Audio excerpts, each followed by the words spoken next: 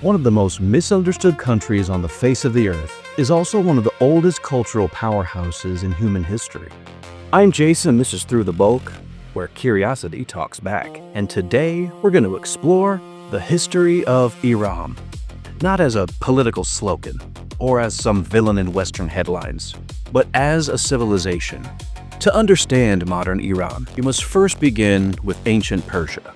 More than 2,500 years ago, the Persian Empire under Cyrus the Great became one of the largest and most sophisticated empires in history. It gave the world advanced engineering, early human rights concepts, road systems, astronomy, mathematics, and a cultural legacy that still echoes through poetry, architecture, and philosophy today.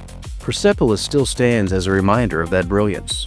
Iran's cultural DNA includes giants like Hafez, Rumi, Avicenna, and Omar Khayyam, figures whose influence reaches literature, medicine, and science far beyond the Middle East. But history is never just glory. Modern Iran's turning point came in 1953, when a CIA and MI6-backed coup overthrew Prime Minister Mohammad Mossadegh. This came after he nationalized Iran's oil supply. That event permanently reshaped the trust that Iran had for the West, and still casts a wide shadow over what's happening today. Then came the 1979 Islamic Revolution, which overthrew the Shah and replaced the monarchy with the Islamic Republic.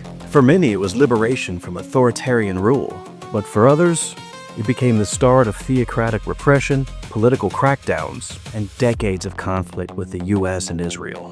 The Iran-Iraq War, sanctions, the nuclear standoff, proxy conflicts, internal protests, and regional rivalries all layered more trauma onto a country that was already carrying thousands of years of history. And now, Iran sits at the heart of another major conflict, where every side tells a different story. Every nation involved claims moral certainty, and once again, ordinary civilians pay the price. So, the honest truth is this: Iran is neither the monster that some Western narratives reduce it to, nor some innocent victim that some counter-narratives insist. It is an ancient, brilliant, wounded, and complicated nation. One whose people deserve to be understood separate from their government, separate from their regimes, and separate from their wars. And maybe that's the real lesson here. Countries, like people, are always much more than their worst headlines.